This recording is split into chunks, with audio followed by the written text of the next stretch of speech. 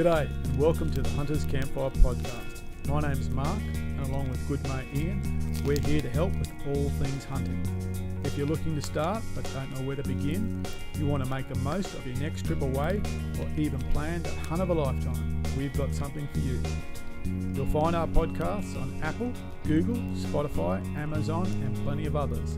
And if you want more, head over to our YouTube channel, The Hunters Campfire, where we have plenty of how-to and hunting videos along with the full video production of every podcast. Don't forget to like and subscribe, and good hunting.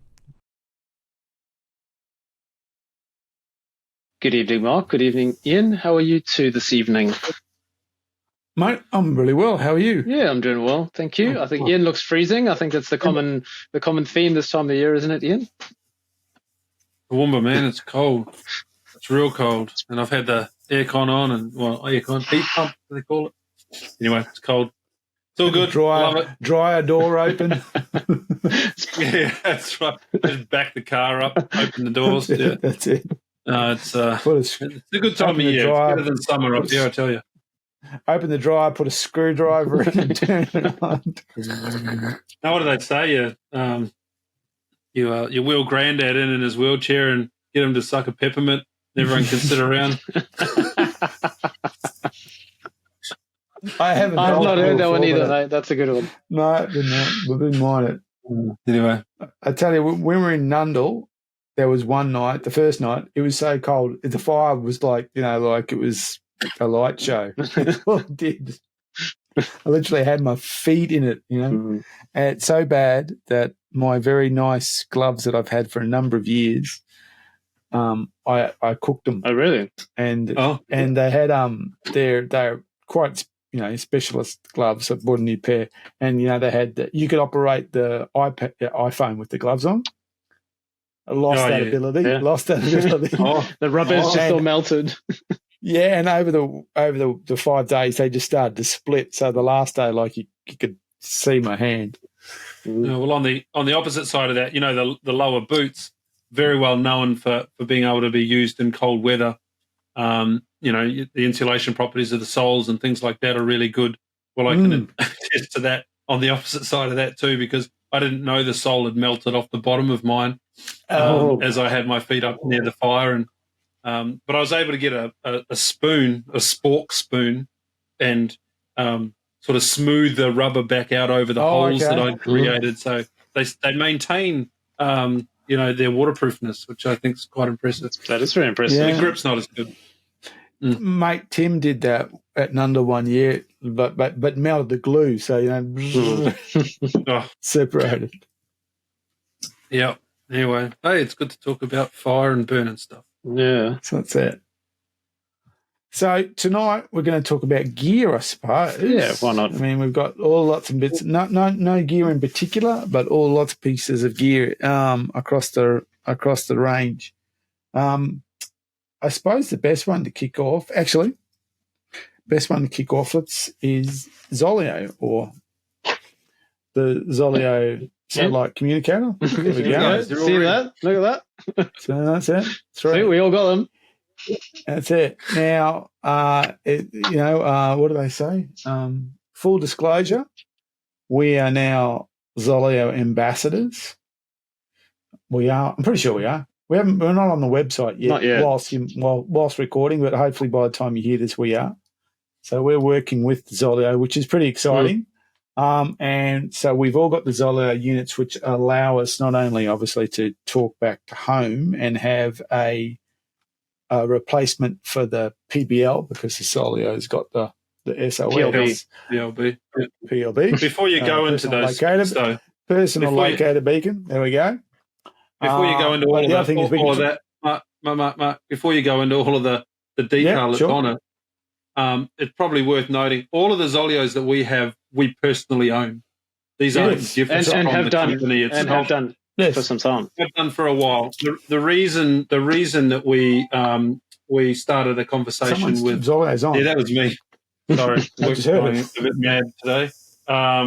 The reason why we struck up a conversation with these guys was because we felt that the kit that they had was excellent, and it was worth talking about it more. It wasn't a company approaching us, wanting us to do some work with them. We were really keen to. We already used it, so it was worth telling the story from our own perspective. Yeah. Anyway, I just thought that was worth noting. In fact, I bought mine from Anaconda, and you'll actually see on the Anaconda website my review of it. So, yes, we did buy them, but they are a great bit of kit.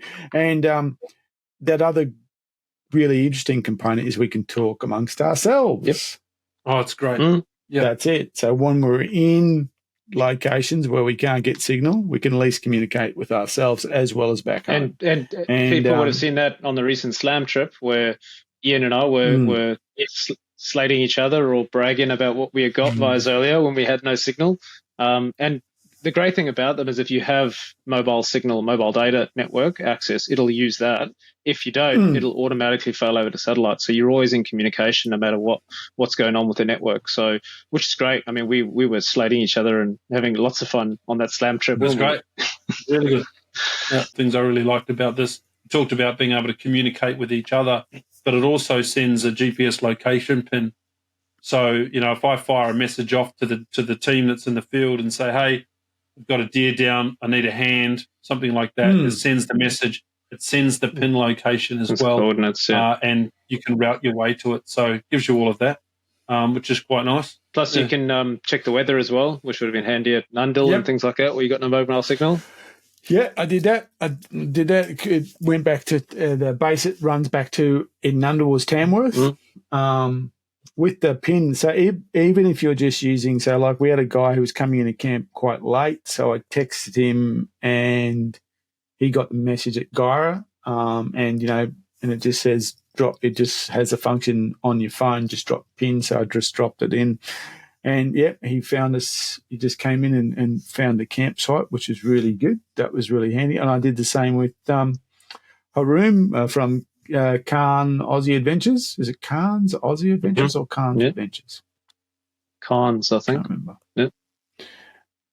Shout out to Khan and Haroom. He joined us in camp at Nundle and brought food with him, which I thought was very, very, very nice of him. And it was also very good tucker too. Yeah, he brought in he had a mate, I think his friend's name was Taj.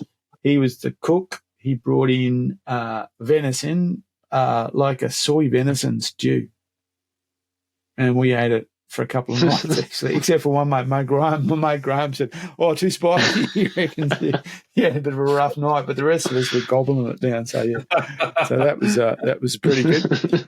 I'll tell you one thing about our mate from Khan's Adventures. He on the way to camp, Adventures Down Under. There we go. It is. On the way to camp, they actually passed a driver who just literally had hit a pig. It was about a 60k sow. It's right on the side of the road. And about 3 days later, we saw a quoll eating it or chewing on it. Anyway, he goes, someone literally, and they said, look, it took a photo. It's just like right happened. And he said, it's like 300 metres from camp. And we went, really? I would have thought we'd have heard this thing, but no, we didn't. So anyway, we go, well, let's go look at this pig. And we go to walk, and he goes, oh, no, you can't walk this too far. And so he drives. It's 2K away. So I said to him, mate, when we pulled up, I said, if you ever ask me to take a 300-metre shot, I'm going to refuse, okay? Yeah, distance. That's it. It was literally, two of those yellow markers away. Mate, I'm not taking that 300-metre shot. Oh. So that was a great little bit. So next bit of kit. Another one before you move. Okay. Before you move. Also, a lot of you would have seen the post from Jason at Liquid Antler. I don't know if you watched his Instagram post where he's talking about having received a diagnosis of type 1 diabetes. I don't know if you've seen that. I haven't seen that. No. It's rocked his world completely, but he's taken a good positive attitude about it, and he's obviously not going to let it get him down. It just requires a bit more planning and some more gear in the bag, as I was chatting to him about the other day. But it made me think again, using the opportunity of that to talk about ZOLEO, which is a bit weird. But they have this feature that's come on recently where you can get medical resupply or medical assist Now, a lot of these devices have the same features. You go and have a look at the inReaches and things like that. You know, they're giving you location, they're giving you weather, they're giving you those sorts of things. But these guys are going a little bit step further with that medical assist.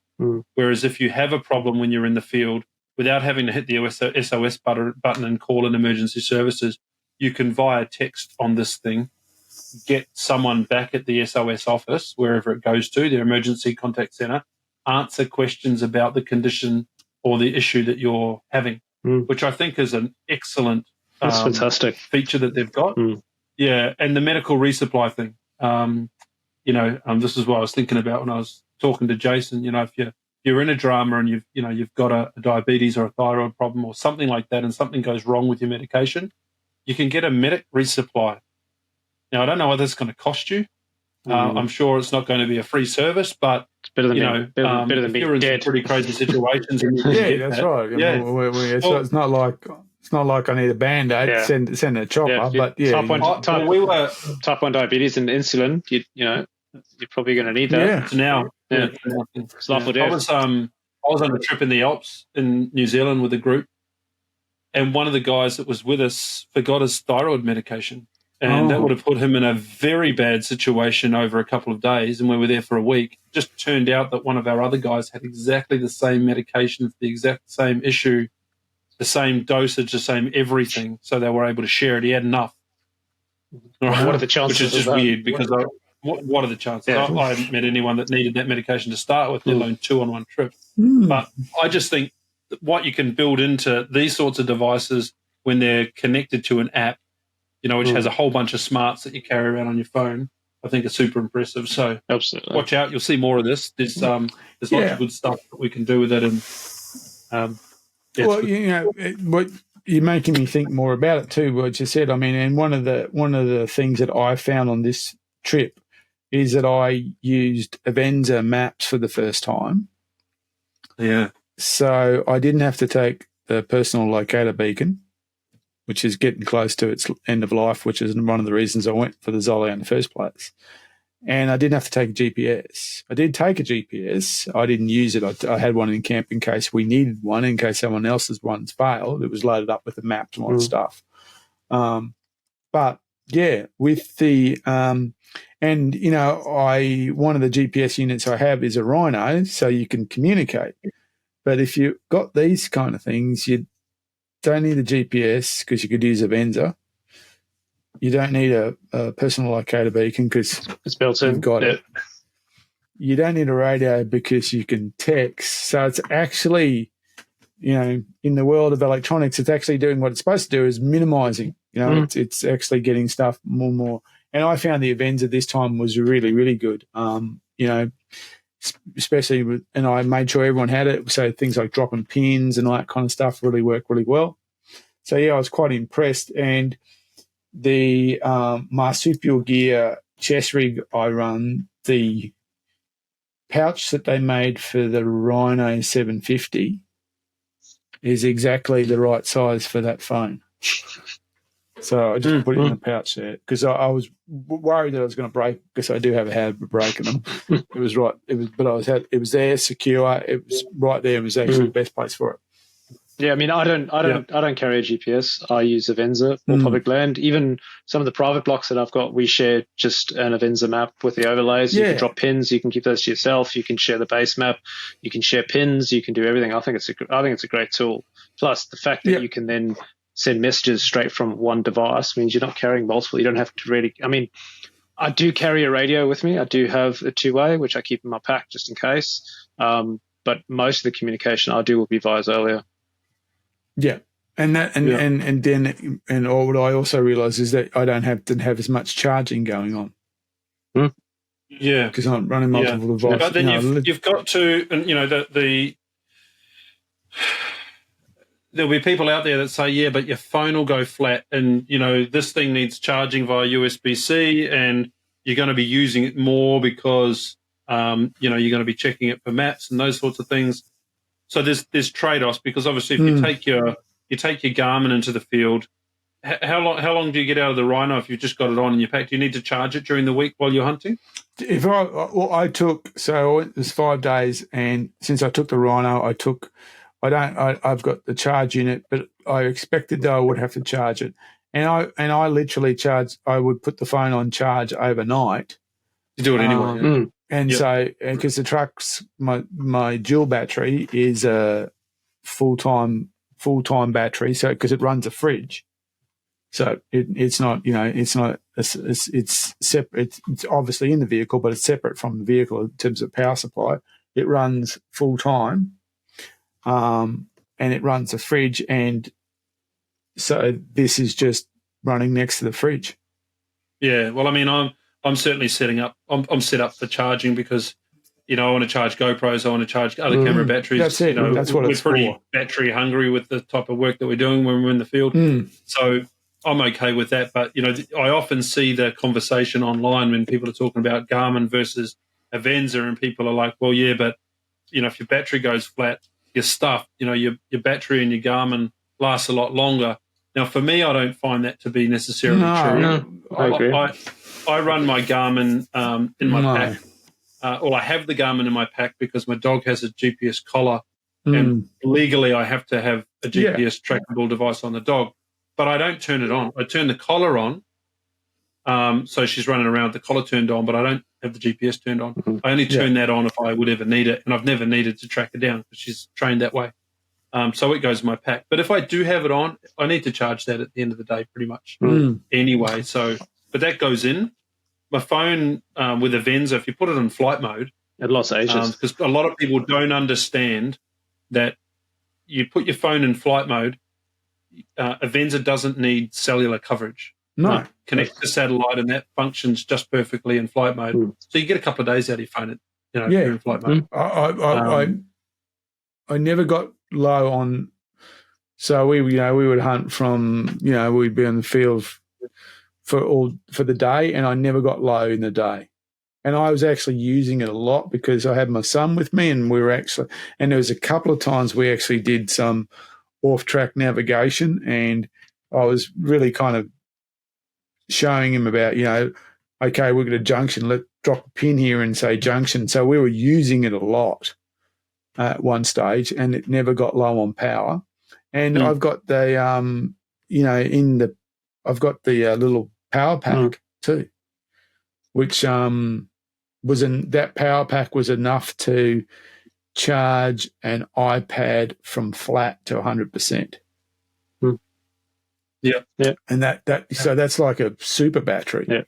Yeah. That'd probably do a couple of charges on the phone. And the reason I know that was because my son in the tent at night was watching, But I mean, and you Sharknado or something on the iPad, and so he was literally, he'd run it flat, and then we charge it with the battery charger. But I mean, with the power pack thing. I use that as a battery charger. Yeah. I've got something similar, and I've got something similar. And I mean, I was going to say when we went to the territory last year, I took my ZOLEO.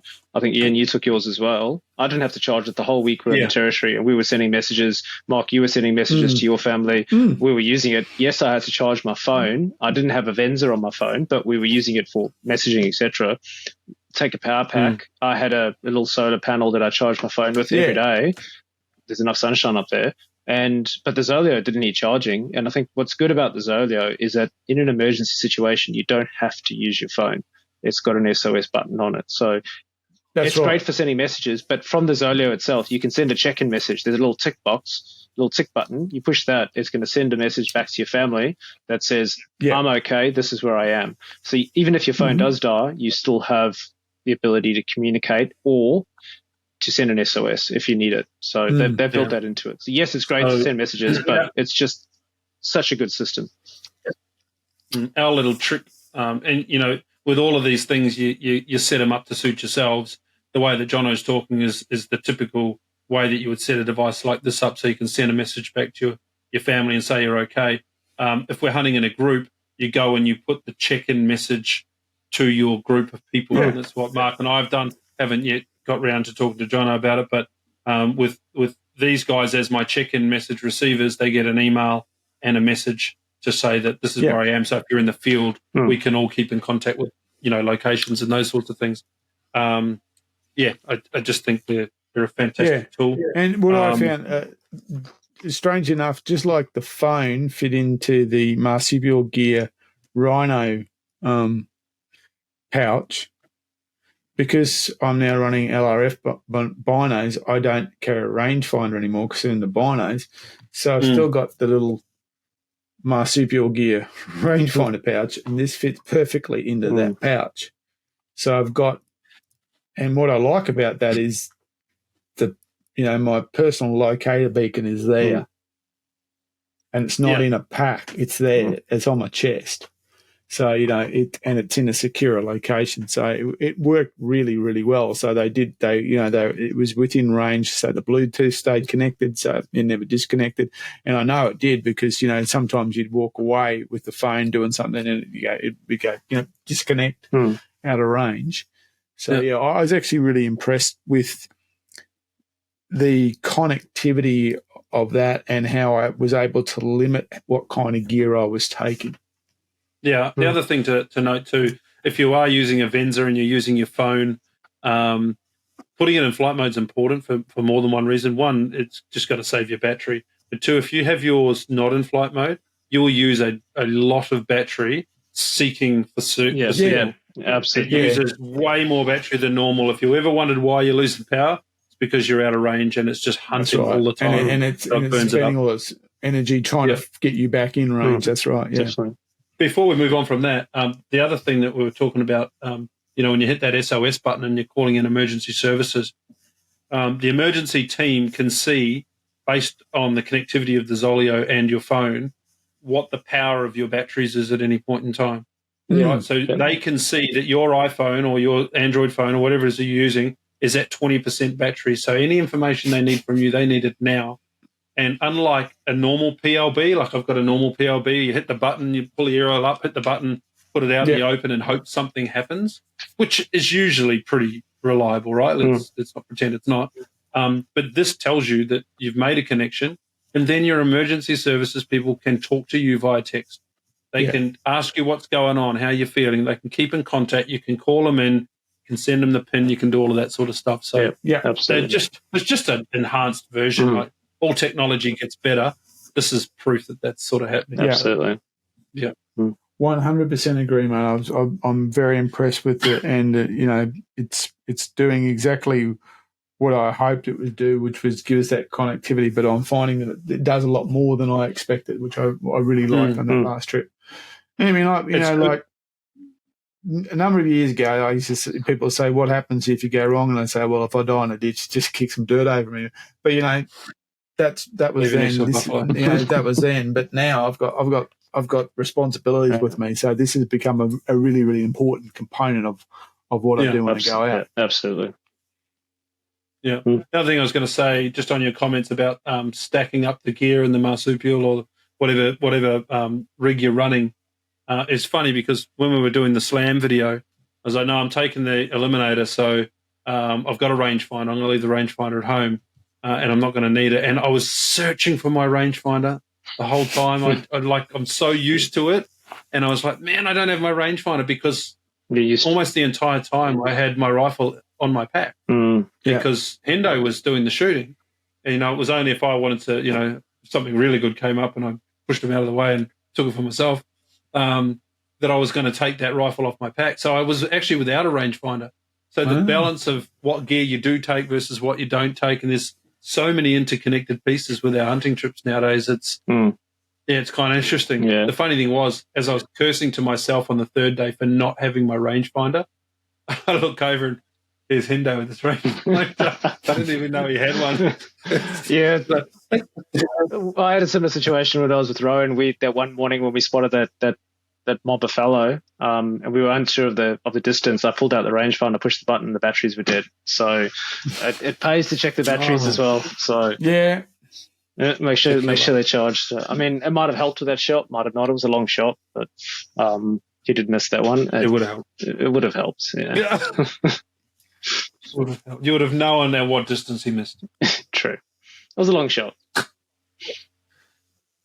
Good. Very cool. Right. What's Anything next? else on ZOLEO? I meant to have a 5-minute conversation. That's heaps to come on ZOLEO. Yeah. Heaps and heaps yeah, I think we on ZOLEO. probably will have a podcast on ZOLEO. I think that's probably a really good idea. Mm-hmm. Get someone from the company themselves and really answer some tech questions. Actually, one last point on the ZOLEO for me was the weather is actually very accurate. And bang on. It was, I mean, so up in Brisbane Valley this year for the Red Deer Roar, I was camped right at the bottom in this creek bed, and I had to come up this big steep hill to get out, and I had the camper trailer with me, and we had beautiful weather all day, every day. I checked the weather on the ZOLEO, and it said on the last day it was going to rain, and I knew if it rained, I wouldn't get up that hill with the camper trailer. So I actually made plans to pull out a day early, and luckily I got that stag, but I caught up with one of the guys a couple of weeks later, and I said, you know, did that rain come in the morning of that last day? And he said, yep, it came in. It was as hard as you said it was going to be. I think they forecasted 20 or 30 mil. And he said, if you'd had the camper, you wouldn't have got up that hill. So the accuracy of the weather is actually spot on. So you can trust it, which is awesome. Which balances off about the inability of your Triton to pull a trailer. Yeah, I didn't have a big setup, muddy tires on it. I was talking to the cocky on the way out, and he said to me that if you'd had mud tires on it, you could have got out. But he told me I made the right decision getting out. So yeah, I was pretty glad I did. Day one of our slam trip, heading down that hill. Yeah, but both of us were slipping and sliding down that hill. Well, I was I was checking something on my phone. And I took a glance, and Jono's sideways down the hill. I'm like, oh, it must be slippery down there. I hadn't felt anything. And the next minute, I'm looking at my phone going over the edge. All cars just by you. But we were committed. There was no out of that. There was no out of that. Well, we were doing that track through the middle of Hanging Rock. And at the beginning, as you said, it's a bit confusing if you're on the one just on the inside or the fence line one, because they're kind of, and we realised we were on the fence line one, so we had to cut across, and so there was a bit of mud slamming through there. And then it improved greatly, and it looked like we were lifting up a little bit. We were getting some elevation. So, but then it went down into that really big gully system before it comes out again. And I went down in the truck, and we were pretty okay. We were okay, and we just drove through. And there's a little creek crossing, a bridge crossing, and we made it through there. And we got a fair way up, and I looked around, and Tim and Graham had stopped, and I went, "Oh, okay." And they were letting down the tires, the pressure in the Tim's Hilux. And, oh, okay, sure. And they came up, and they said, "Did you see what happened?" I said, "No." They went, yeah. That's what happened to them. Wow. Oh, here we go. That back to no, not this time. So yeah, so that's why they went. I think I'm letting the pressure down and get some more traction here. No, that was pretty good. That was pretty good for the viewers. So for the listeners, oh, okay, yeah, it's true. For the two of the wheels got off the ground a little bit more than they should do. So yeah, they had a close call. Gave them a good scare. Crazy. Okay, next bit of gear. I was going to talk about a bit about ammo. Okay. Because I'm at least pointy and forward talking about ammo. I've got one question that came from Haroon, actually. Oh, cool. I was talking to him about today. And I had another question about my specific rifle setup. And I know I've raised this, Mark, with you, but I wanted to talk about it here. And this came from some conflicting comments from the other side of the screen that you're looking at, which is from Jono. You may not even remember them. As I lined up on the 540-metre pig with the 30-06 and the Eliminator, now, firstly, the Eliminator is brilliant. I've been using a different auto-ranging scope. I've been using the 6OE for quite some time. I haven't been using the Eliminator, but I've got the Eliminator now, and I'm really enjoying it. But like everything, you can load multiple different profiles into it. And I was using an S&B 180 grain soft point, and then I ran out of those rounds, so I switched to the S&B 180 grain soft point cutting edge, so the SPCE round. And you'd think, okay, well, they're both S&B and they're both soft point and they're both 180 grain. They are quite different in what they look like. Same grain, same weight, same all of that. But the ballistic coefficient details were slightly different, which meant that the cutting edge round, which was more like a ballistic tip, I guess you call it, had a sharper drop off.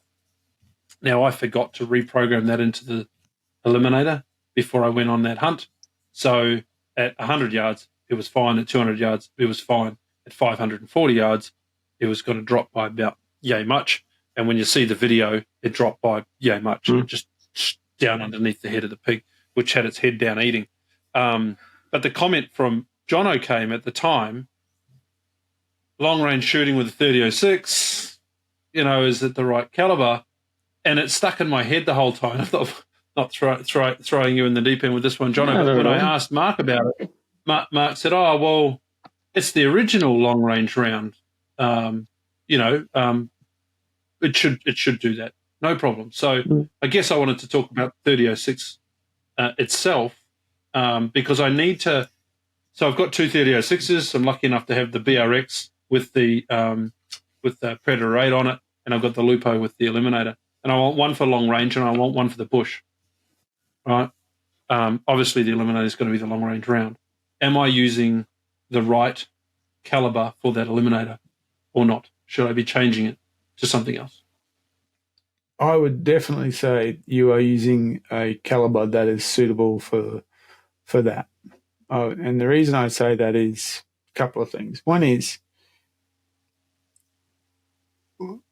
the 30-06 is capable of doing it, and with modern projectiles, modern powder, hammer forged barrels, laser range sighting scope, any kind of deficiency in inherent deficiency in that caliber is basically, wiped away.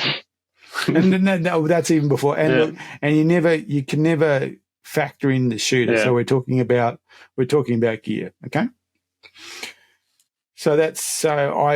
And in real terms, 540 meters is a long range, but it's not a long range. It's not. Yeah. It's it. So not 1,000 yards. You can shoot. Well, I used to shoot aperture sight rifles with a 308 to 1,000. I've done Bisley 1,200 yards with a 308 aperture sight. Well, Bisley, we didn't say long range is 1,000. Bisley pushes you out to 1,200, and then there's actually ranges that go past that. So that's so you. And the other thing is you're not trying to shoot. You're not shooting 500 fly. You're shooting it and a fairly reasonable sized target. Yeah, sure. Okay, so what it becomes more the question about is, the energy delivery at that point rather than because everything you can calculate all of that stuff. Okay, it's about the energy hit, what happens at the point of impact, and I think of 30-06 hitting a pig at 500. I mean, it's not a shot I would take because I just don't take those kind of shots, but I don't think there was anything wrong with that caliber. And the thing about 30-06, it's just an old caliber. But, if you think about what it was designed for. It's tried and tested. It was designed, the 30-06 was designed to kill men up to 1,000 yards. Why was it designed to kill men for up to 1,000 yards? Because all battle rifles at that stage were designed to kill men at 1,000 yards. That was military doctrine. That's what a 303 does. That's what, and you could argue the only rifle that couldn't do that, which was the French rifle, which was basically like a 3-shot broomstick, but, your Moors are 98s and all that stuff. And if you think about, if you kind of jump back a few years before that, you go to the Boer War. One of the reasons why the Afrikaans for a period of time were able to successfully hold off the largest empire in the world was because they could shoot men at 800 yards with essentially black powder loads, because that's what the Mauses could do. So they, the British had a rifle that was, a 500-yard rifle, and they used to march up and get 500 yards, but they had to march 300 yards under fire before they could get the 500 yards and shoot. So, and that was a rifle that was older than the 30-06. So I don't see anything wrong with it. Well, I have to say the combination's really nice. The Lupo with the Eliminator on it. It's got a really nice zoom on it. It zooms out to 20 times. And I didn't even have it on 20 times when I was shooting that distance. The sight picture's super clear compared to some of the older versions, and it was really steady and comfortable. So I had no problems lining up on the shot, and looking at the footage, it was bang on where it was supposed to be anyway. So that was less of an issue. Much past that, that's probably not my kind of shooting either. But the opportunity presented itself cross gully on a grassy patch, and was unlucky. But I did want to make sure that we spoke about that 30-06 as a caliber, because we're moving into another phase of the hunting season. There's potentially Samba coming up at the end of around September. We got another territory trip planned for next year, and we're starting to look at various different rifle combinations that are going to suit and get them set up ready to go. That was a question I had. And I mean, if you think about, if I was shooting long range, like practical rifle, and I was shooting long range today, I wouldn't use a 30-06. Correct. I'd buy something that was, designed for that particular a flat shooting 7mm Rem mag, 300 Win mag, or that 6.5 more, the 6mm. What do they call it? BRCs, whatever they are. But yeah, that's it. I'd use a Night Force, Hubble telescope.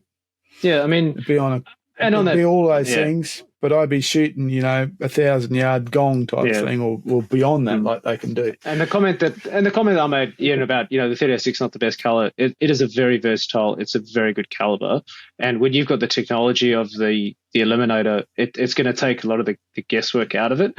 If you had a standard scope trying to shoot 540 yards with it would be a tough shot. The Eliminator, there's a lot of adjustment. Yeah, correct. Yeah. And you've got to. There was a fair holdover. That red dot was a fair holdover. I have to say. That's right. And you were using very high quality factory ammo. Yeah, you're shooting it out of basically a brand new 30-06. And those Benelli Lupos are pretty spectacular. Everything was in your favour. So all the, inherent deficiencies of the 30-06, the shoulder's not steep enough so they can't get the pressure on, blah, blah, blah, blah, blah. It's kind of, there's that, but then there's all these positives that were in your favour. So I don't think that was an unreasonable shot at all. I don't think that was, and you weren't shooting a buffalo, you were shooting a pig, so you were going to have enough energy to smack it. Craig came back from, Craig Golden came back from Africa. He was talking about some of the stuff he was shooting with the 30-06. You were further, but he was shooting much bigger animals with it, and it was putting them on the deck. More than capable. Absolutely. And the 30-06 is what I shot the buff with DNT. Yeah. That's right. I mean, a lot of people don't don't want to shoot a buff with a 30-06.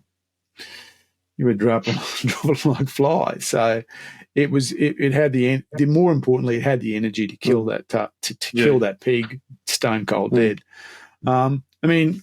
There's always questions about that. I mean, like that first time we came across that herd of buffalo, and that herd bull was looking at us, and I was lining up on it, and then it moved that tree trunk leg in front of it, and I went, you know what? I don't know if I could smash that. I don't think I actually went, I'm not sure if I've got enough horsepower to smash that thing and drop it in its place at, half an hour before dark. And you were carrying you had a 9.3. A 9.3, and I went, that's a huge piece of meat for me to drive, to break and drop. And so I kind of went, discretion's a better part of valor. Now, I probably technically could have done it, but I just didn't feel that was as soon as it put that massive leg in front of its boiler room, so it stood like that, I went, I don't know if I've got that shot now. It was an impressive animal. That was an imposing animal. That was an impressive animal, that thing. Whoa. Yeah, that's what I mean. I went, I'm not sure if I got the horsepower for it now. And you know what? The first animal we'd seen on the trip, like it wasn't as if we'd bumped into a few others, wasn't as if we'd been with the rest of the crew and had come across our path. It was the first up. It was like, they're bigger than I thought they might be. Yeah, that's right. I looked at it and went, oh, no, because, when it was chest on, I thought, I'm going to drive this 250 grain barn straight through that chest. It's going to suck it up and it's going to go halfway through and he's going to just bleed out. But as soon as it turned that big shoulder, I went, I don't know if I've got, everything just shortened. I had a much smaller window and I had this massive bit of bone here to try and figure out how to get past. A big shoulder, that's for sure. It's a good segue. It's a good segue into the second question from Haroon. Okay. Hey, Ian, I have a small technical question about ammunition that I'm using. Why he contacts me, I don't know. He knows you know us. I'm currently using 180 grain Remington core locks with my 3006. I've noticed that a number of fellow that I've shot have not dropped on the spot even after proper placement through the lungs and the heart. I always thought bigger is better and hence was using that round.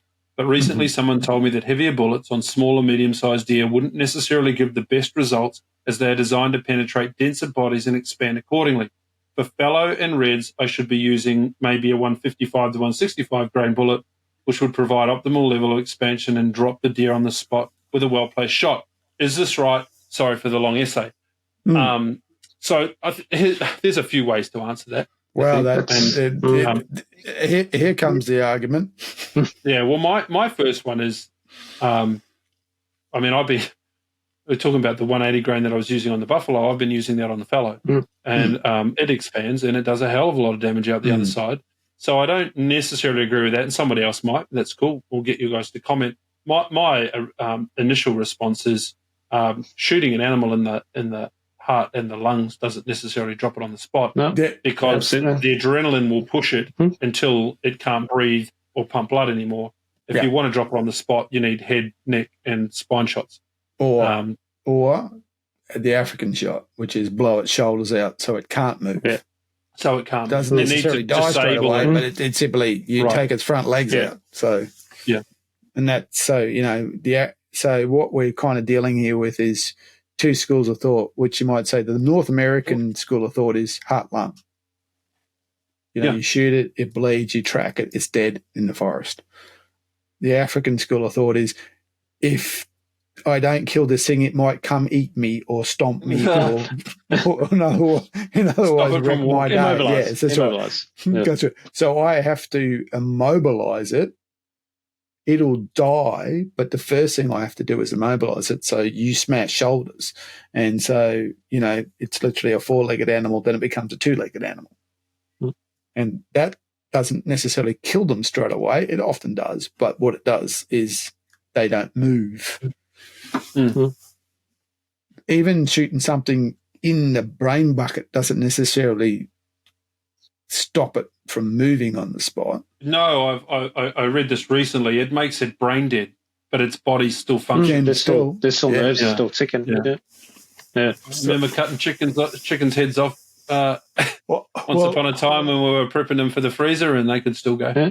So I found with 150 grain soft points on a pig's head would disintegrate on the bone and shatter and go through the brain, and the pig would do this kind of sideways run on the spot, squirting blood out everywhere. It certainly wouldn't go anywhere, but it would be going and it slowly peak out. I found when I went to 150 grain bonded and I did the same shot, it would just go, well. So it depends on the bullet. Because the projectile held together. And so it did, the kind of critical damage that you needed to shut the brain off and shut the whole system off. In terms of the other part of his question about weight, I think 180 grains bit too much horsepower for a fallow. Yeah, I agree. So what's the negative effect of that? Well, as you discovered, your ballistic coefficient changes. So at 100 yards, there's hardly any difference. At 200 yards, there's a significant difference. At 300 yards, there's a difference between a hit and a miss, between 150 grain and 180 grain. The trajectory is going to change significantly. That's right. So we're talking state forest hunts, though. So let's keep this to the 100 metre range. So I wouldn't expect that if Haroon went from 180 to 150 and did the same shot, that necessarily you would get like stiff leg drop dead all the time. You may do, but that's the animal. But if you heart lung, I would expect what you would get the heart lung type of response, which is sometimes that huge. I notice in reds, for instance, if when you heart lung a red, it does this thing where it kind of crunches up. Yep. And then it goes springs forward. So you'll see it kind of it'll absorb it, and then it does a spring forward, and then that spring, when it moves, that generally tells me how quickly it's going to die. Because most animals will try and run uphill, and as soon as you see it turn uphill or head towards a hill, and then it turns it back around, it can't do it. That's dead. It's dying on its feet as you're watching it. So if Haroon wants to drop them right there on the spot, blow out the shoulders. Yeah, it's not necessarily the best answer for the meat hunter. No. I think a 180 grain is probably going to cause a lot more meat damage because there's a lot more energy, a lot more power behind it. That energy is going to be displaced within the animal. You're going to have a bigger exit wound, and you're going to have a lot more energy that's being displaced within the animal. That's right. And you're going to have there's more bruising and all that kind of stuff. So, but it also depends if you're more with the current 3006 setup that I've got with the 180 grains heart lung. I always heart lung them, and whenever I can anyway. And I haven't noticed that it's had some pretty nasty exit wounds off the side of the ribs, but it hasn't gone into the shoulder meat or the back. But have you hit major bone? I find that makes a big difference if you hit bone. I don't shoot major bone. I only usually go through the ribs. Pretty rare. Yeah. So I haven't actually adapted my shot to spine shot. You're losing. I think one of the problems that people find, and it's a bit of a moving off that, is that it's not necessarily just the weight of the projectile, it's the quality of the projectile too. So what you'll find is if you're using a projectile that hits and breaks up, you'll get a lot more meat damage than you will from a stout bullet. So, a stout bullet will wreck the front and wreck the other end of it on the way out and wreck everything between those 2 points. But if you use a not so good projectile and it goes in and it breaks up, the animal will die, but you'll get fragmentation all through the place. Yeah. And you can bet your bottom dollar the fragmentation is going to hit organs and the blood, and you're gonna and that's when you open it up and it's just full of blood and shit because you've burst everything inside, So a stout 150 would probably serve Haroon just as well, if not better, than a Corlock 180. And a lot of the people that contact us are talking about, do I need to buy another rifle? And what do you think of this scope? And is this ammo any good? And I'm of a mind more often than not to try and use what you've got. And you don't need another rifle to go from reds to fallow or fallow to reds or even reds to sambar. No. It's nice if you've got the means to do that, but you can adapt what you have, right? And I wouldn't tell you not to. No, I don't know. No, my friends at Beretta, they'd love it if you kept buying more. I would never tell a man not to buy another rifle. You never have enough guns. Or manly actually, I'm gender neutral in that. I wouldn't tell anyone not to buy another rifle. Fair enough. Well, anyway, to that point, if you're sighted in with the 180s to do something similar to what I'm doing, there is no need for him to be having to go back and forwards to the range to change from 180 to 150s based on what he's going to shoot today or tomorrow. It's going to do the job. Find a round that works. Get a good quality projectile, consistent, learn to shoot it. Mm-hmm. What that man said, find a round that works for you and stick with it. Stick with it. That's it. Stick with it. And if in the world of factory ammo, I can't stress that. I think that is gospel. Find a factory round that suits your rifle. So if you're shooting factory, find a factory round that suits your rifle. Generally, I found like Federal suited Tikas, but some people tell me they don't. But find a factory round that suits your rifle. Sarco round. Find a projectile that suits your application, and just keep shooting. Well, I mean, I've had my Tika 308 for eight years now, and I thought it was shooting pretty well with, what did I have in there? Winchester that was loaded with bonds, and then I tried the Sarco munition. I have never had a more accurate round ever. And now I'm seeking out that ammo everywhere. I've shot reds with it. I've shot pigs with it. Shot goats with it. Buy it. Yeah. Well, where is it? Well, exactly. But that's it. I've been shooting Sarco now for 9 months. Actually, no. Territory. Well, what's that? September. So territory. Cannot fold it. But for instance, I've hated my ticket. Hated Winchester. Absolutely hated it. Yeah, I went through quite a few different... I'd go to range and I'd just get frustrated. Going, I can't seem to get this stuff to group. Find a round that works for you and stick with it, and find the projectile that suits your application. And there's nothing wrong with actually spending a little bit of time when that animal on the ground and actually looking at that projectile. Understanding what it did. Did it do what you expected it to do? Did it open up? Did it fragment? Whatever it is, actually understanding that, because that's a big part of the, that selection process you want around. And I always think that a more premium level projectile is the better way to go. Yeah, and I was talking to Haroon about Sarco, Norma, Barnes, Hornady rounds. So they're a far more expensive round than the good old Corlots. But it is still the cheapest party trip. If you go and shoot 2D, you probably spend $2. Yeah. You're going to have to buy in the box up front, but fuel, food, all of that. Like the round is nothing. You may as well settle on something good, and then go and buy enough rounds to keep that consistent for a couple of years. If they're difficult to get, once you find them, just buy some. Yeah, but if you find a round that works, you buy 2-3 boxes. That's you for the next five years. So that's right. Yeah, that's it. Excellent. I'm sure he'll be happy to hear the wisdom from you fellas. Okay, and it's gone. I don't know what that is. It's gone. Any other questions, Ian?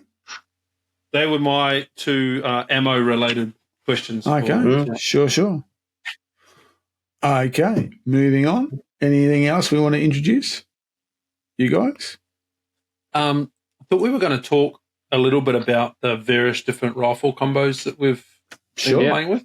Jono, do you want to start with... so for me, what you're setting up. Well, my go-to and has been for a number of years is the Tika. Love the Tika. It is a beautiful rifle. I'm running that with the Burris scope. But this year I've upgraded to the Benelli Lupo in 3006, a caliber that I said I would never own, but I have come to love. It is a gorgeous rifle. It is absolutely stunning. And on top of that, I'm running the Burris Signature HD scope. I think it's a 3-15, which is super clear, super. It's a cracking scope. Really, really great combination. But that Benelli rifle for me it's a timber stock. I never thought I would own another timber stock. I just think, with the humidity and that we have here in Queensland, I think, synthetic is the way to go. But once you pick up that rifle, the timber quality, the finish of the rifle, and they've got that, what is it, the best coating on it, which has got that, I think, 20-year rust guarantee on it, is just something else. So for me, that's my new go-to. I took it on our trip to New South Wales, carried it, shot a goat with it. What a rifle, beautiful rifle. That's when you go to. The Tikka's at the back of the safe. That Benelli's sitting at the front. Sad, isn't it? Yeah.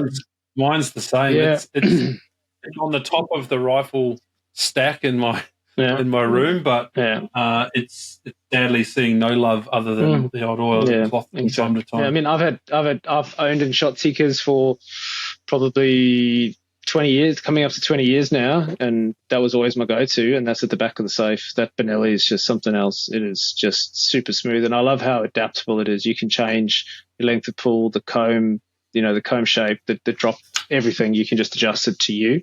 So it's just so customizable, whereas you might go off and, like Mark did, and build a custom rifle. You can basically get a custom rifle out the factory and just adjust it to your own needs. So you're saving yourself a fortune. Yeah, they're not the cheapest of rifles, but you can customize it probably at a fraction of the cost that a custom rifle will actually cost you. So, for me, that's my new go-to. And I'm looking forward next year. I think the Raw, I'm hoping to get a red with it. That'll be exciting.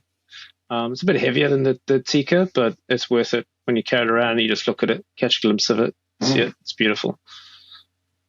Very nice. Well, I'm doing the same. I've got the synthetic version of the Lupo in 3006 as well, and I have to agree that just the way that it's built, and I didn't go through any of the customizing. I pulled it out of the box. I put the eliminator on it. I tightened it up. I went to the range. I zeroed it, and that was it. I moved on, and that's pretty much how I deal in rifles. I adapt to it rather than adapting it to me. Now, that's not necessarily the right way to go about it. That's just the way that I go about it. But I realised that I've never had a rifle that I've set up for long range before or longer range before. I always set my rifles up as bush guns because just about everything I do is spot and stalk or it's close range because it's state forest hunting, and that's what I really enjoy doing. So I did that. I set it up off a bench. I set the eye relief up so that, when I was standing and getting ready for an offhand shoot, it was right. But as soon as I lay down prone, it was all wrong. The whole thing was not right. I was uncomfortable behind it. And I realized at that point that I just hadn't spent the time getting that right for lying prone. And I had this thing in front of me that was fully adjustable. All I have to do is spend the time to get that right, and it'll be perfect. So, looking forward now to resetting that up for next time I use it, and being lucky to have, as we were talking about before, we've got a few different rounds coming to have a look at, and I want to set the Lupo and the Eliminator up as a longer range rifle for that type of not necessarily for long range shooting, but for that private land hunting where you've got open paddocks and you've got longer options. I want to set it up for that. And then the BRX and the Steiner Predator 8, which is on the other setup, I want to set that one up as the bush gun. Not that the Steiner, the Predator 8 it's a big scope, but it's a 2-power. Like it's 2 to 16, right? So you can crank it down. It's a really good rifle to be able to crank that down, but still be able to get the zoom out if you need to cross gully or something like that. So that's what I'm using. My poor old Tikka is in the back of the safe, just like yours. It's sitting up there somewhere, and it might get hand-me down to my son when he's old enough. They're such good rifles, but there's some really good options out there at the moment. So really, really good options. We're privileged to be able to try a few. So we'll do that while we're doing this, and we'll just hopefully people can get out there and have a look at them with us, and if we can set up a range day as well and get people to come and try them, that'd be really good. So, watch the space. Yeah, I mean, it's interesting. You're talking about we were talking about customized rifle, getting it ready for yourself.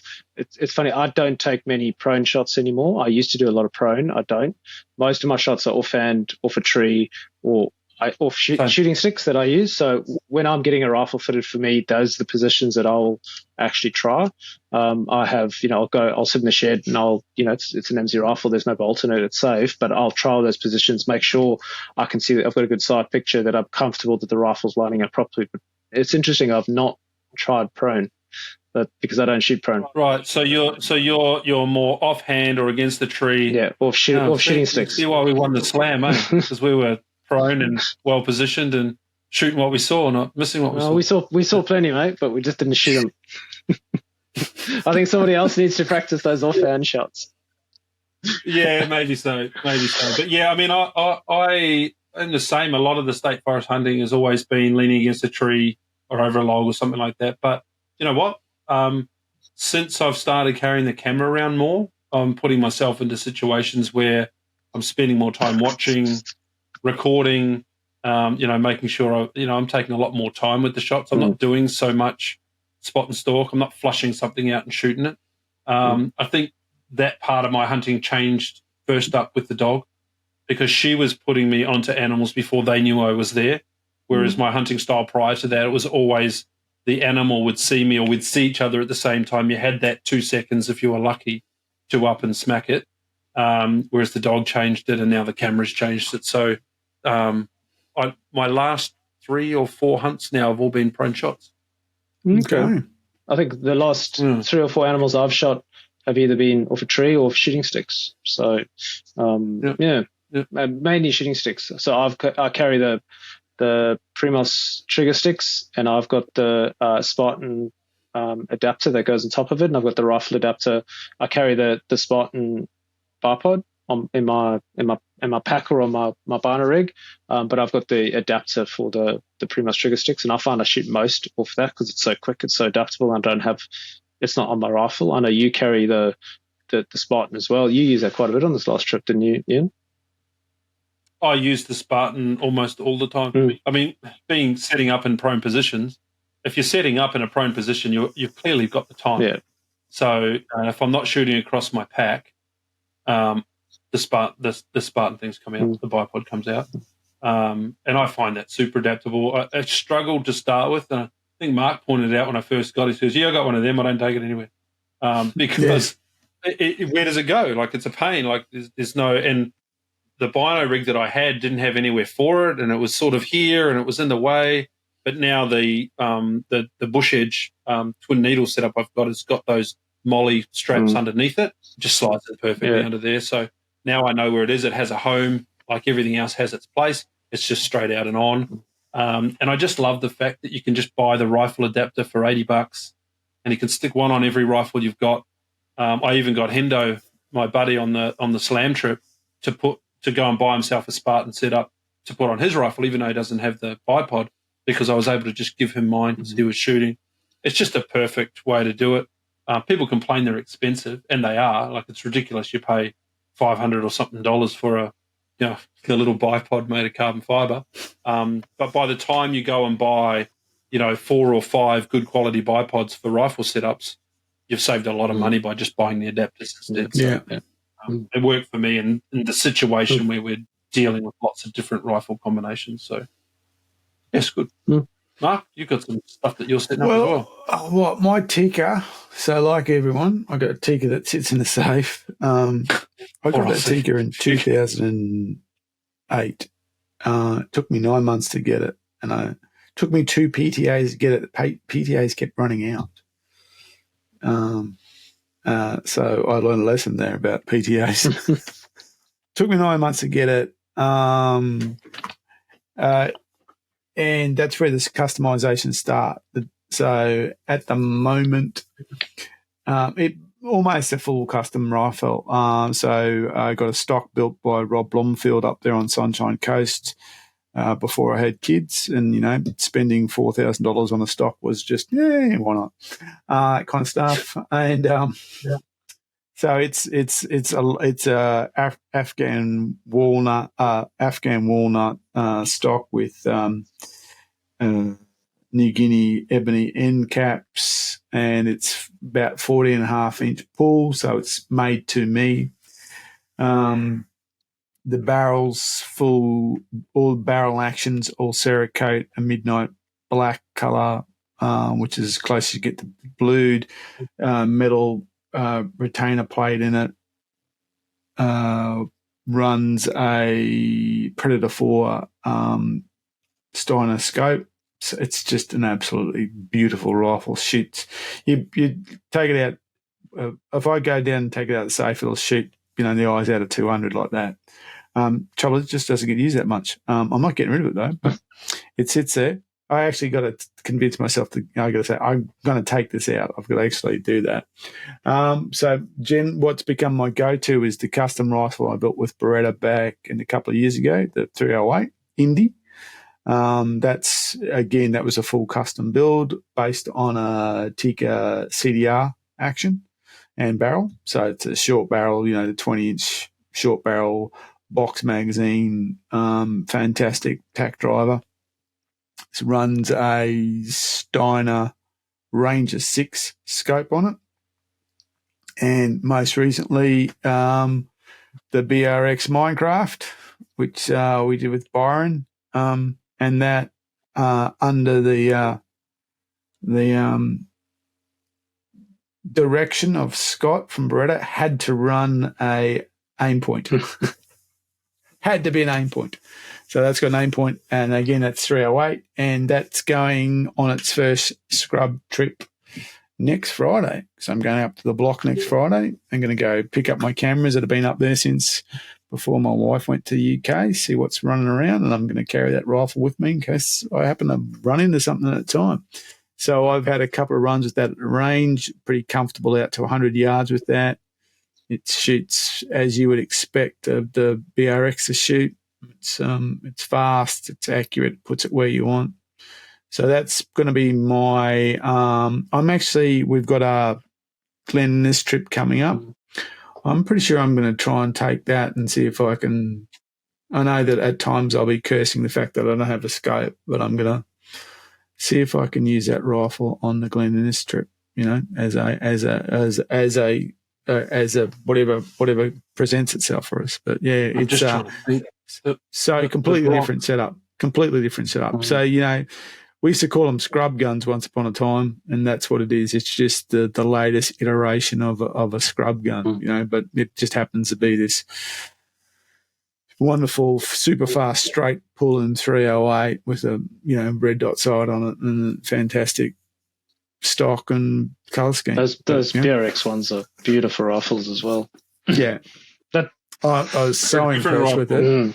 Yeah, they're very different rifles. Yeah, I was so impressed with it and the aim point setup. Yeah, I wish it was as easy to set up a scope as it is to set up. They're so easy to set up. You just don't realise. You just kind of go, oh look, there it is. Oh, okay, dead, sure, okay. And there's a trick to it that we found when we set up my one for the territory trip. You can get a bit carried away because it's got you can turn up and down the illumination of the red dot. Yeah.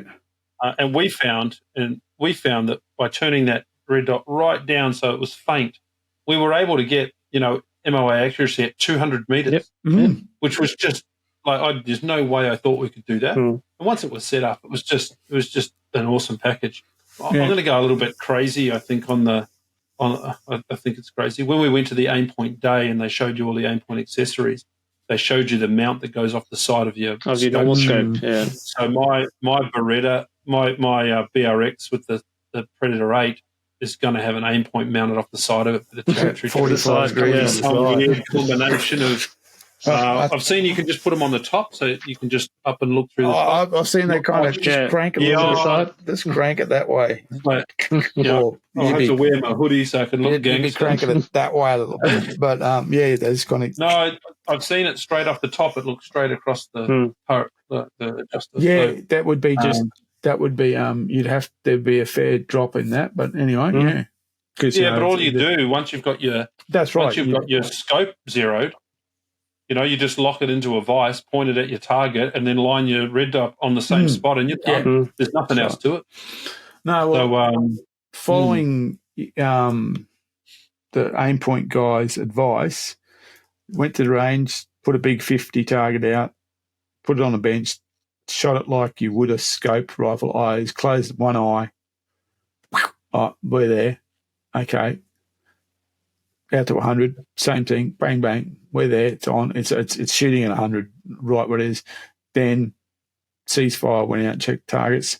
Went then to the stand up area. Put out a 50 and 100, and then started doing that idea of look at it. Look at the target below it. open up both eyes and just rise. Yeah. And just get that timing right when you're just crossing over, bang, bang. And, at 50, I was just immediately hitting, V-balls, and at 100, I was a bit low, so which means I'm letting it go a bit early. As it's coming up. But, it was a little bit, it was basically an MOA group, but I was just letting them go a little bit early on a goat target. So I was hitting in the 8s rather than the 10s and that's just that, when just that, and that's, it was Eric, I think. It was Eric, yeah. He was saying that's just, you just got to find the point to let it go. You're just kind of anticipating a little bit. You still, and that's all that is. So that's what I hope to do. I mean, if you think about a red, where the body's that big. And that's the thing with those aim points. They're not designed for super accurate shots. They use them for driven shots. So the guys say that, you're hitting them like that, it's absolutely fine. But I mean, the other thing, though, the counter to that is once you get an understanding of it, you are still shooting a 308. So, once you understand how it works, shooting further than that and in the right situation is not out of the realm of the rifle in any way. So yeah, because I've read a number of people are saying, like once you get to it, you can actually stretch out past that. You just you understand how that aiming system works with that, because the rifle itself is well capable of shooting that distance. So it's just you becoming used to how to aim that rifle. Yep. So that's the combination with me, and kind of off to the side is that Frankie shotgun that I've carried in the field already a couple of times, but I haven't yet to let it go. Yeah, I've got the Ultra Ligero here. That's I haven't put a shot through it yet, but I figured, Jono, you do a bit of clay target shooting, don't you? Yeah, every so often I do. Yeah, I'll go out and do it. We should organise a challenge. We should. That'll be good. I'm pretty good shooting them on the ground. Drop the box. Well, that's right. You get them in the box. You get 20, 25 easy in the box. I win. That's right. You put them on the ground, I can shoot a big stack. We should do a sporting clay session or something like that. That'll be good fun. Yeah, I've no problem with that. I can't hit anything. They do a come and try day here on a Wednesday up in Toowoomba, so you can bring your rifle down or your shotgun down, or borrow one of theirs and pay you $20 and do your 20 clays. I think that sounds really like easy. a fantastic idea. I think that's a fantastic idea. It's hard a few fellas to come up. Oh. No, I reckon I could find a Wednesday to do that. All right then. Game on. These shotguns. Oh, I'm terrible.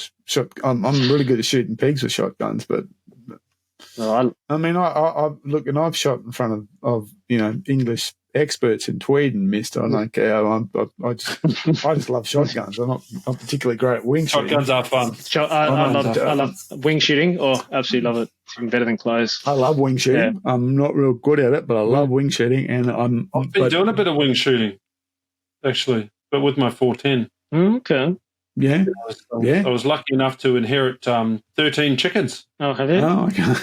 8 of them are roosters. Were roosters. Were roosters. Now they're just chicken legs. Yep. I've been doing wing shooting. Yeah. I've been on the ground, but they've got wings. Yeah. Well, Jonathan McGee over there in the UK, he's a bit of a 410 specialist on wing shooting. So there's and I bought that 28 gauge, which is even smaller. It's like basically little batteries. Have you shot that yet? No, I haven't. I'd go down, often just go down and admire it and look at it and kind of put it away again. But yeah, I love wing shooting. I'm just not particularly good at it. But if I could, I'd shoot pigs all day with shotguns. I love that. Getting in within 20 yards of them and let them have it with buckshot. Well, certainly that property we were on recently, Ian, you could have shot pigs with the shotgun on that. Yeah. That one. Yeah. Imagine if you had the bloody BRX and the red dot there. Yeah. I had the opportunity at Nundle to take a shotgun for a walk, and I felt, it felt like I was in my element doing that. Walking through the pines. No, this was down into some eucalypt and opening down into some pretty boggy eucalypt, and it was Tim's ombre, which is a little 20-inch barrel under over. I just had this mental picture of you and your son walking through the pines with a shotgun. Have you read Danny the Champion of the World by Roald Dahl? That is one of my favourite books. Absolute. Is this Mark and his boy or what? Yeah. That is one of my favourite books. Absolute favourite books. Have you read it, Mark? There you go. No. You should read it. Oh, you'd love it. Absolutely love it. It's about a dad who's a poacher. Poaching pheasants. Goes up, poaches pheasants up on the fancy titled gentleman's land. Yeah, it's a very story. good. Yeah. Anyway. Actually, speaking of that, at Nundle, up in the pines, I have seen pheasant running across. Quite possibly. Proper pheasant No, or cuckoos? No, proper pheasant in Nundle. English pheasant. In Nundle. There's pheasant in Nundle. Yeah, well, look, I have seen them. it's not that unusual because there's probably someone who had them on their farm. I have seen pheasant. I didn't even know they had them here. Yeah. I mean, there's actually some pheasant shooting in Victoria. Someone set it up on private land, right? Yeah, that's right. Yeah. What this book's all about. Yeah. That's it. And Okay. well, I mean, I've seen guinea fowl on. I've seen guineas. public I've seen. Oh, yeah, they're everywhere. Yeah. But no, Yeah. at Guinea fowl. Nundle in the pines, I saw pheasant. Yeah. Well, there you go. But you can't shoot them. No, because it's probably not mentioned. Well, It's that definitely weird not thing where mentioned, it's not in the system. Where are they on the you can't shoot ducks in Queensland scale? Where would pheasants fit on that? Would they'd be a non-native, like shooting minors? They might not. Children. They might not be on us. They might not be on a list because they're not seen as being enough of them. It wouldn't probably even be classified, I would have thought, because there wouldn't be. Yeah, it would be enough. They of might them. not even. That's right. They might not even be mentioned, and because they're not being not often. I mean, I know there's in Queensland there's plenty of quail and that stuff that they're obviously all off because they're mentioned, but there would be certainly pheasants and things like that if in small populations that don't even they kind of sit outside the realm.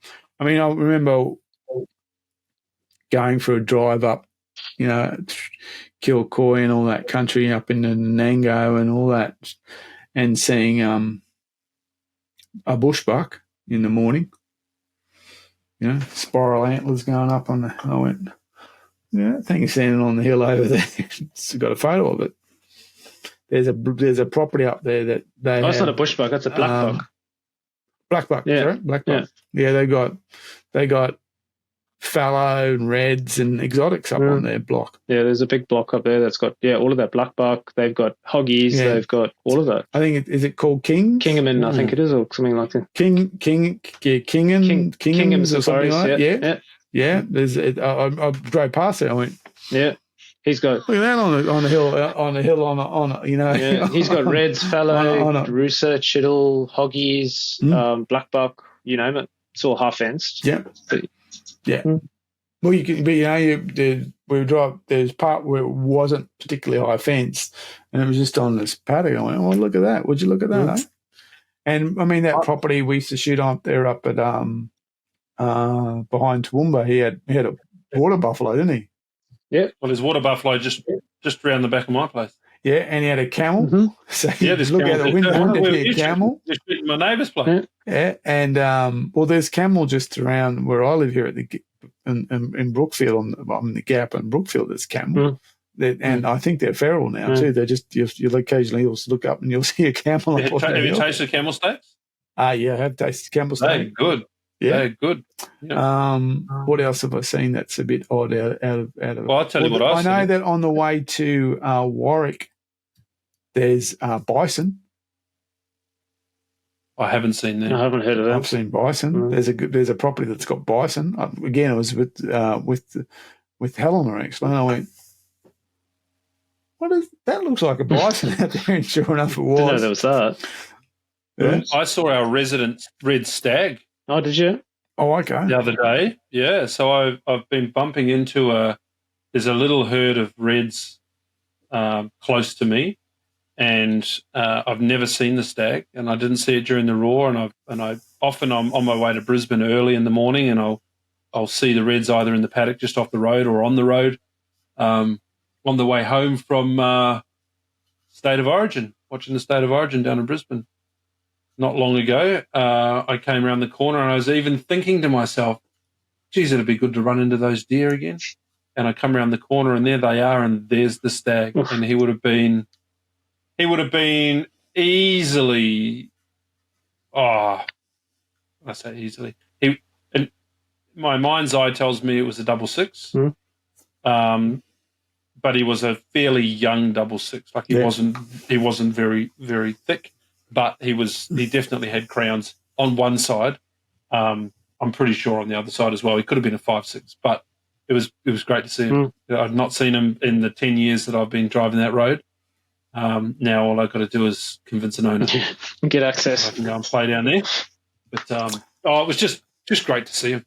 You know, I've seen Chittle at Texas, as in on the border there, just before as you cross into going to Severn. Seen Chittle there I suppose the northern part of it as you come into.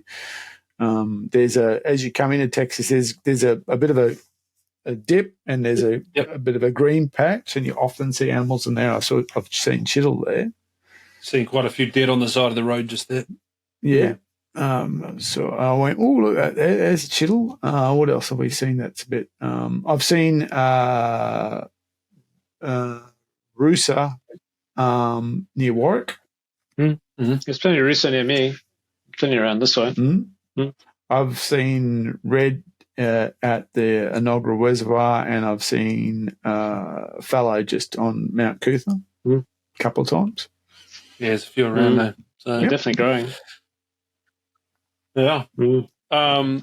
Any other gear stuff you want to cover? Or we're good for tonight?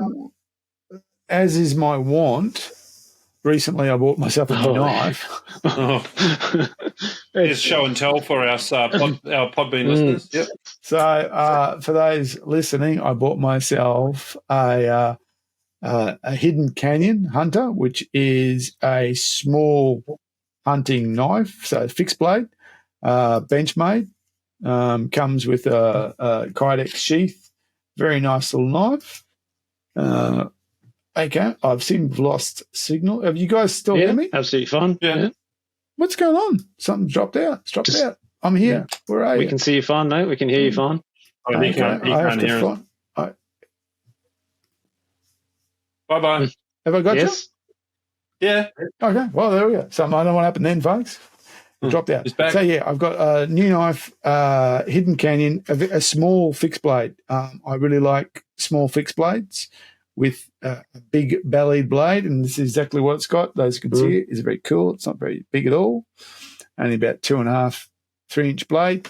That's my latest Benchmade. That makes 5 Benchmades I own now. And I like the blaze orange finish. Though I do have a black pocket knife by Benchmade. Everything else is blaze orange. So that's my latest little bit, and I'll be using that as soon as I can put something on the ground.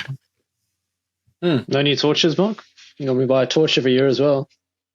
No. I've actually slowed down on the torches a little bit. I'm waiting for there you go.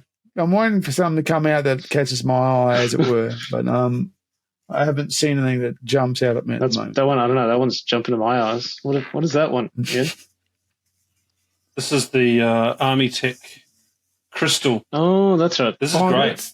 That's a little one you had on your pack, isn't it? This is the little one I had on my pack. So it's got a little clip on the back, so it can run through a strap, or it can just clip on. And I had it just sitting here on my bino rig, and it just lit up the whole ground in front of me because my main torch had gone flat. Well, actually, sadly, my new torch that I had for that trip, its batteries were RS straight out of the box. So I turned it on and went, yay, look at me, I'm dead. So I was down to this to walk out of in the dark in an area that I didn't know very well. So it's a brilliant little thing. Yeah, great, cheap, do the job, waterproof, and they fully transparent all round. So it emits a lot of light all the way. Yeah, I quite like that idea of the pack. Yeah, that's good. Yeah, I had an intent of having a head torch and another head torch, and then two of those, and just coming out like a spaceship with the deer over my shoulder. I was thinking, more with it being on the pack. If you were doing a bit of work and the light was running out, you could kind of position your pack so you would just have the headlamp, but you had ambient light, which you could kind of you wouldn't have to figure out how to hold it up. It mounted on the pack. So we give you a fair bit of ambient light for work, and I thought that was, it might work out quite well. I was in New Zealand one year, and we were talking about lights, and I was talking to the guide that was with us, who does a lot of walking out in the dark. He always has advice for his customers that go over there. And one of them, he's like, if you're not up in the dark, walking and home in the dark at the end of the day, then you're missing all of the good parts of hunting, and you're really not. You're not prepared to be doing what you want. And he says, I don't understand why people are scared of the dark. It's the same as the day. It's just dark. Get used to it. It's okay. You just can't see. You just can't see. But when you just don't know what went bang over there, and people get strangely concerned about things that don't exist because basically we don't live in a country that things are going to come and eat you often, unless you're on Fraser Island at the moment. But what he did say was, just buy you. What people don't understand is how your eyes work, and most people walk with a head torch, and that does not help your peripheral at all. No. He said you need two torches. You either need one mounted in the center of your chest and then a head torch for where you go, or you need one on your head and you need a hand torch. And that gives you the peripheral, the balance. You don't come unstable, all of those sorts of things. If you do that when you're walking in the dark, you have a much, much better experience. Yeah. When this came up, I thought, that's just perfect. Just clips on. I completely agree with that. The trouble with the head. Well, it's the trouble with anything that draws your eye. You don't see everything else because you just see what's in front of you. That's one of the problems that people encounter when they first hunt. They see the animal and they focus on tunnel vision, the hind, and they don't see the stag over there type thing. Or you become focused on the thing, and head torches do that. And I notice that especially with fishing. You'll notice that people when they're wearing head torches when they're fishing, you'll notice they're actually looking at the water. They're looking where the torch is illuminating rather than using the torch to illuminate where they want to look. Yeah, well, interesting. He was less worried about you looking at that deer and not seeing anything else. He was the other way around. He was more worried. He was worried about you looking at that object and not seeing the edge of the cliff because of the terrain. And that's why he was giving us the chat about peripheral vision at night time and those sort of things. I thought that was pretty smart stuff. That is good. Very true. That'll do, eh? I think so. That was a quite a definitive pause. So I suppose we might call this one "Welcome to Our Ramble." Rambling on. That's it. So it's been an enjoyable ramble on, gentlemen. I think I've run out of things to say. So let's bring it to a close. We'll call it quits. Yep. Covered the ammo stuff that I really wanted to touch on, and people have been asking a lot about the rifle, so I'm glad we touched on that. Sure. And we will catch you again with a guest shortly. Yes. Yeah. Got quite a few. Got quite a few coming, so it's going to be interesting. Awesome. Okay. Thanks, gents. Night, fellas. Catch you later. See you later, guys.